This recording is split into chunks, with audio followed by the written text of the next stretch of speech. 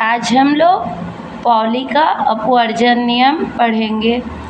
तो यह class 11, 12, first year, previous year, final year सभी में पूछा जाता है, पर आज हम बीएससी फर्स्ट ईयर के लिए पॉली के अपवर्जन नियम जो कई जगहों पर पूछे गए हैं उसके बारे में पढ़ेंगे।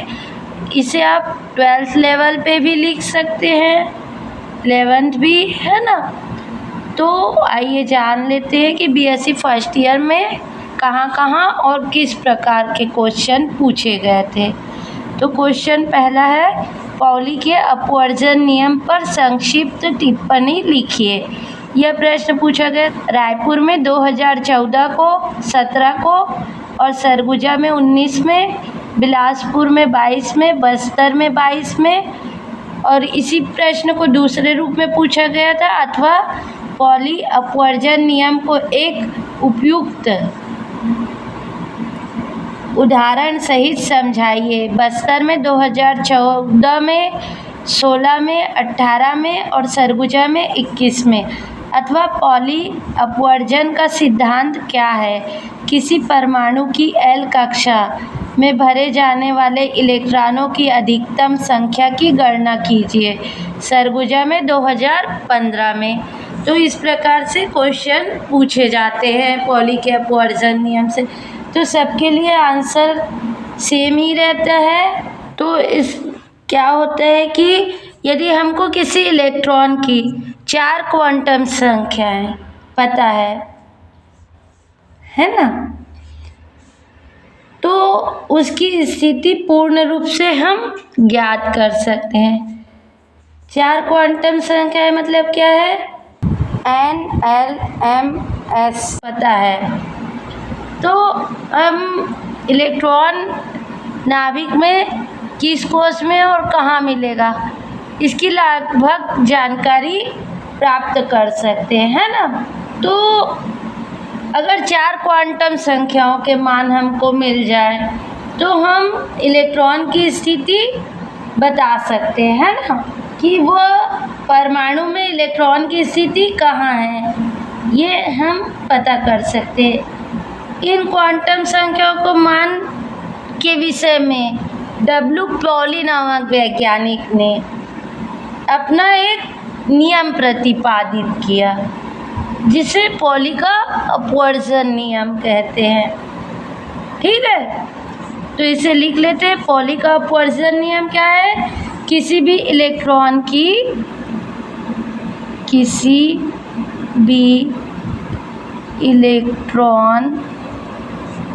की चारों क्वांटम संख्या ज्ञात होने पर उसकी स्थिति पूर्ण रूप से ज्ञात हो जाती है। ठीक है, अर्थात इलेक्ट्रॉन की चारों क्वांटम संख्या का मान ज्ञात होने पर परमाणु में इलेक्ट्रॉन की स्थिति बताई जा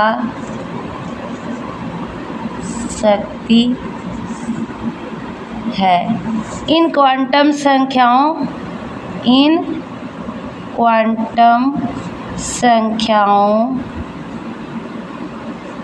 के मानों के विषय, ये वह है ना, विषय में W. पॉली ने अपना एक नियम दिया, जिसे पॉली का अपवर्जन नियम कहते हैं। इस नियमानुसार क्या होता है? इस नियमानुसार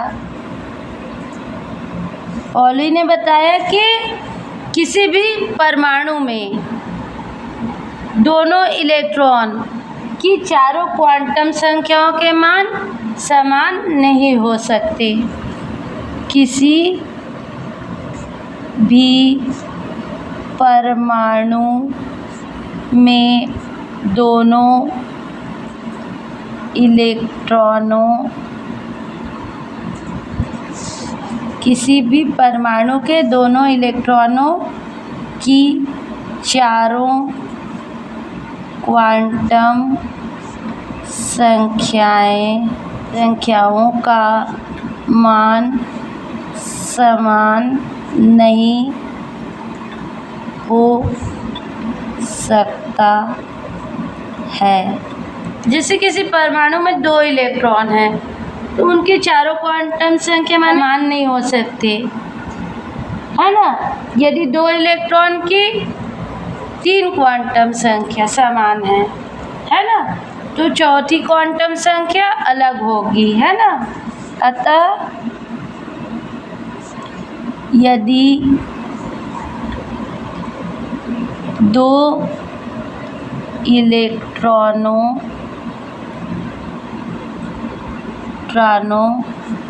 की 3 क्वांटम संख्याएं समान हैं तो चौथी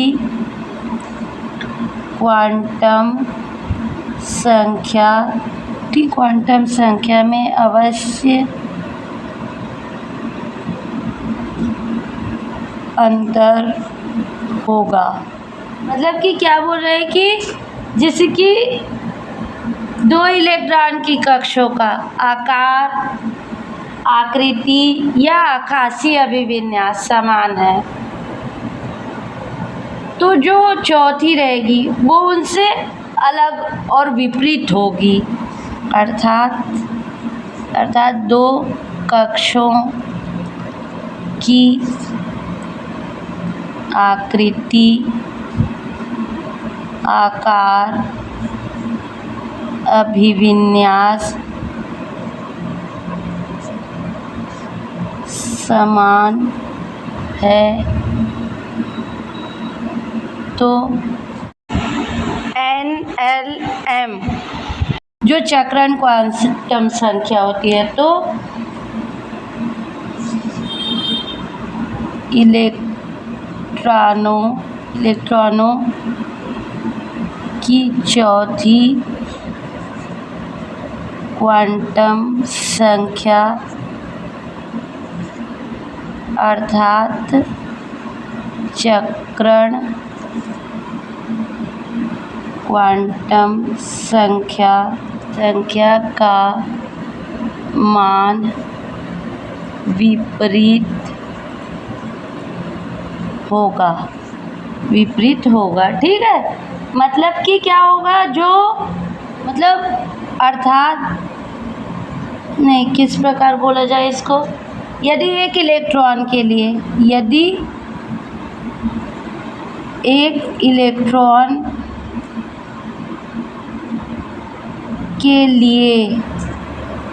जो चक्रण क्वांटम संख्या s होती है उसका मान क्या है? +12 है। तो दूसरे इलेक्ट्रॉन के लिए क्या होगा?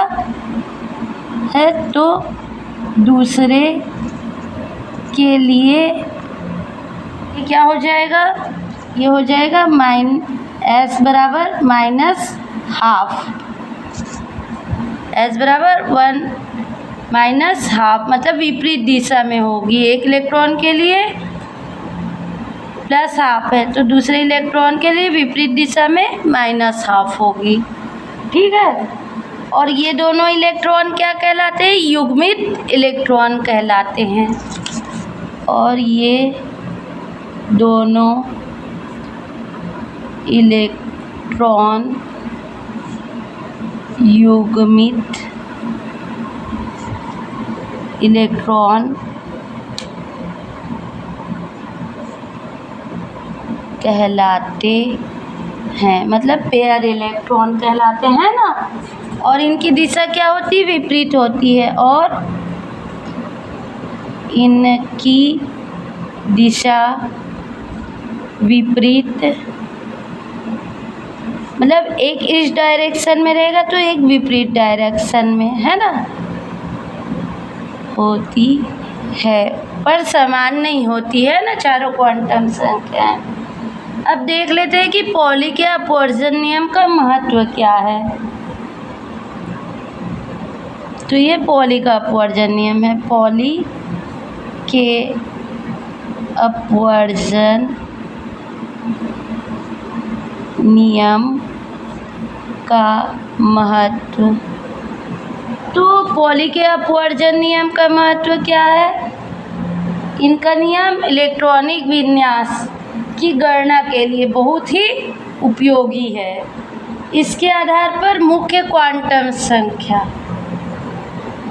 मतलब कि मुख्य ऊर्जा कक्षा में इलेक्ट्रॉन की अधिकतम संख्या, मतलब उनकी क्वांटम संख्या और इलेक्ट्रॉन का क्रमांक आदि ज्ञात किया जाता है।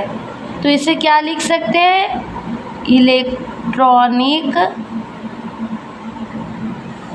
विन्यास हेतु यह नियम बहुत उपयोगी है। इसके आधार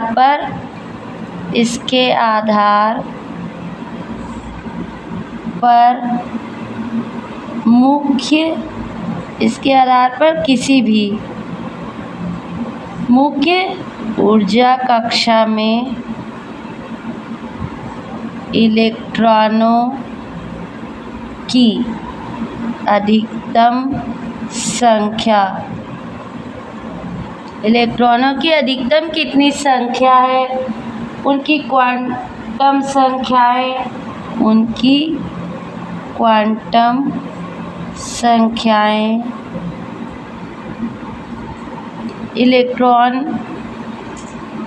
इलेक्ट्रॉन का क्रमांक इत्यादि ज्ञात किए जा सकते हैं पॉली के अपवर्जन नियम द्वारा, है ना। अब एक एग्जाम्पल ले लेते हैं। एग्जाम्पल, तो के कक्षा के लिए जो मुख्य क्वांटम संख्या होती है n, इसका मान क्या होता है? 1 होता है ना। और जब मुख्य क्वांटम संख्या का मान 1 होता है तो जो द्विगंशी क्वांटम संख्या रहती है l का मान क्या होता है? इसके लिए 0 होगा, है ना। हम पढ़े ना क्वांटम के बारे में, n बराबर 1 होगा, l बराबर 0 होगा। तो जो चक्रण क्वांटम चुंबकीय क्वांटम संख्या है उसका मान क्या होता है? m बराबर भी 0 प्राप्त होता है जब l बराबर 0 प्राप्त होता है, तो है ना। तो n बराबर 1 मान प्राप्त हुआ, द्विगंशी क्वांटम संख्या बराबर भी 1 मान हुआ और चुंबकीय क्वांटम संख्या में भी 1 मान प्राप्त हुआ। परंतु चक्रण क्वांटम संख्या s के 2 मान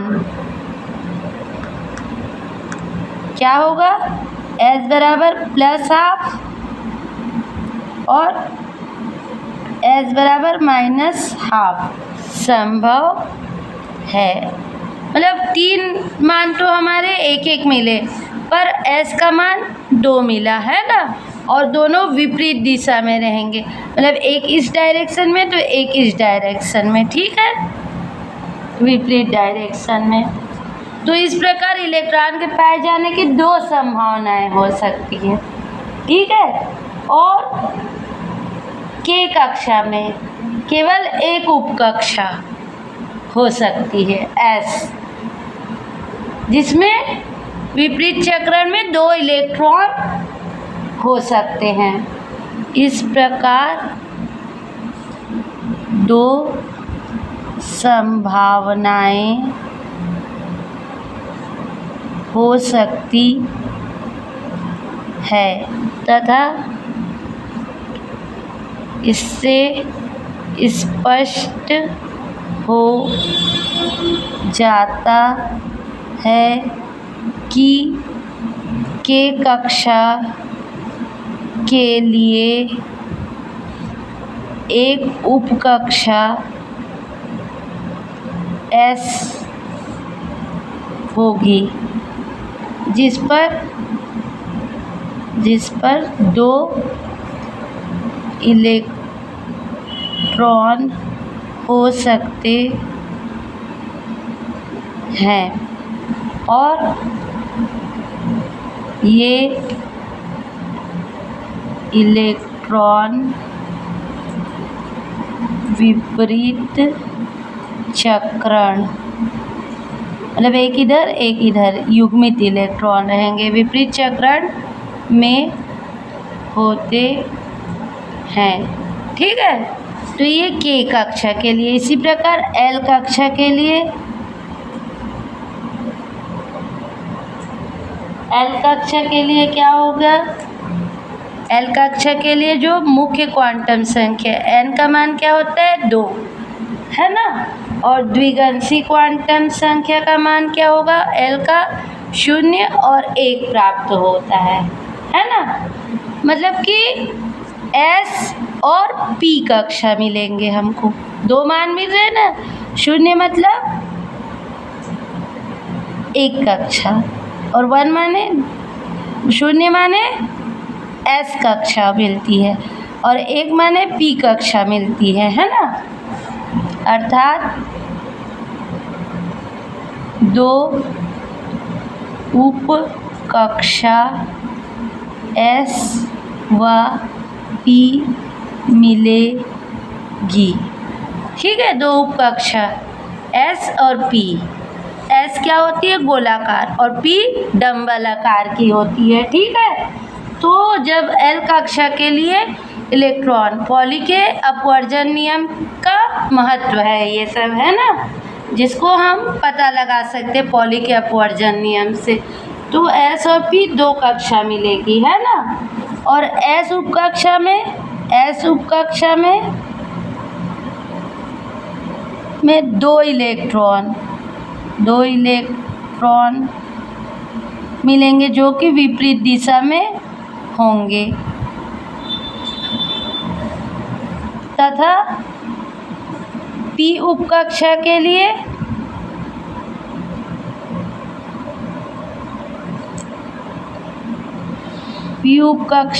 लिए M के कितने मान मिलेंगे? 3 मान। क्या क्या मिलेंगे? M के 3 मान मिलेंगे हमको, -1, 0 और +1 मिलेंगे, है ना। तो मतलब इसके P के 3 मान संभव है। P उपकक्षा के लिए चुंबकीय क्वांटम संख्या के 3 मान मिलेंगे। ठीक है, मतलब कि आकाशीय अभिविन्यास अर्थात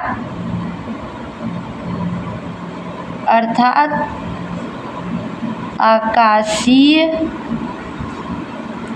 अभिविन्यास 3 संभव होंगे। कौन कौन सा? Px, Py और Pz 3 अभिविन्यास मिलेंगे, है ना। और इन तीनों में विपरीत चक्रण वाले 2 इलेक्ट्रॉन हो सकते हैं। इन तीनों अभिविन्यास में विपरीत चक्रण वाले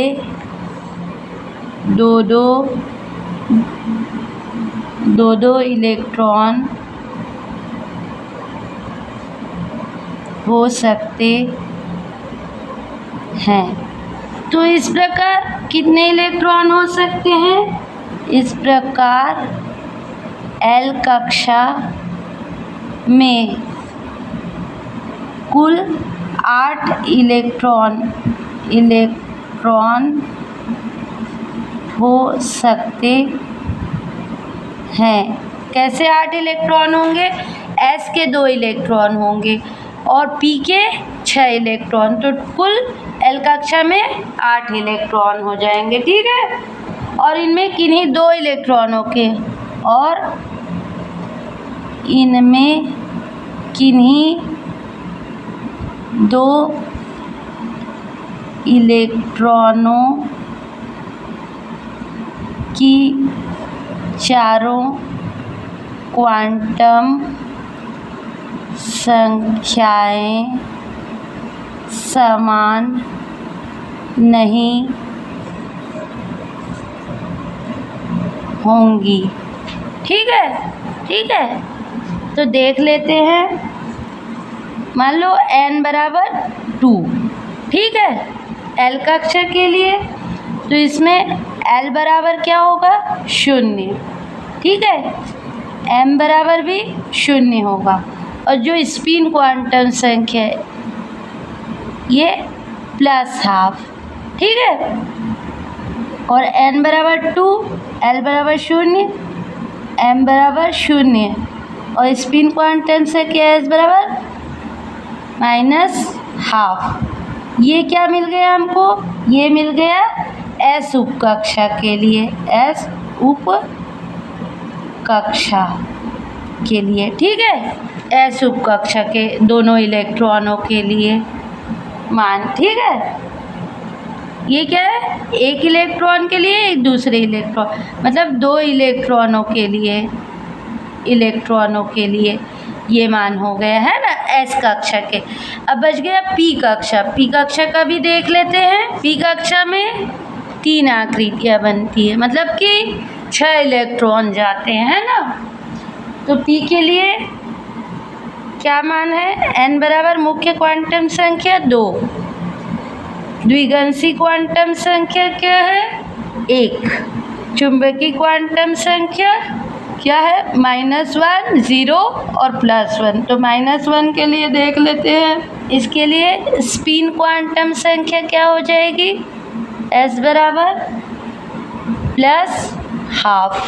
ठीक है, इसी प्रकार दूसरे इलेक्ट्रॉन के लिए n बराबर 2, L बराबर 1, m बराबर -1 और S बराबर -12 विपरीत में। ठीक है, ये तो -1 के लिए हुआ। दूसरा n बराबर 2, द्विगंशी क्वांटम संख्या L और m बराबर 0, -1, 0 और +1 मिलता है ना। तो m बराबर 0 के लिए S क्या होगा? +12, n बराबर 2, L बराबर 1, m बराबर 0 और स्पिन क्वांटम संख्या विपरीत दिशा में। ठीक, ये -1 के लिए 0 के लिए दोनों इलेक्ट्रॉनों का है ना, और n बराबर 2, L बराबर 1 ही रहेगा है ना, m बराबर +1 के लिए। अभी -1 के लिए निकाले यहाँ पर, अब ये +1 के लिए। स्पिन क्वांटम संख्या +12 और n बराबर 2 के लिए L बराबर 1 और m बराबर 1 और स्पिन क्वांटम संख्या -12। ठीक है, तो जो ये मिला ये पूरा ये क्या है? P उप कक्षा के लिए, P उप कक्षा के लिए। तो इसमें 3 तो सेम है लेकिन चौथी अलग है ना। और ये कितने हो गए? ये टोटल इलेक्ट्रॉन हो गए 6। ये पूरे इलेक्ट्रॉन कितने हो गए? 6 इलेक्ट्रॉन। ठीक, तो 6 ये इलेक्ट्रॉन और 2 ये इलेक्ट्रॉन, कुल कितने हो गए 8 इलेक्ट्रॉन, इसलिए कुल 2 + 6 = 8 इलेक्ट्रॉन। ठीक है, तो इस प्रकार से हम पॉली के अपवर्जन नियम का महत्व लिख सकते हैं, है ना। तो हमने आज जाना कि पॉली का अपवर्जन नियम क्या है और पॉली के अपवर्जन नियम का महत्व क्या है।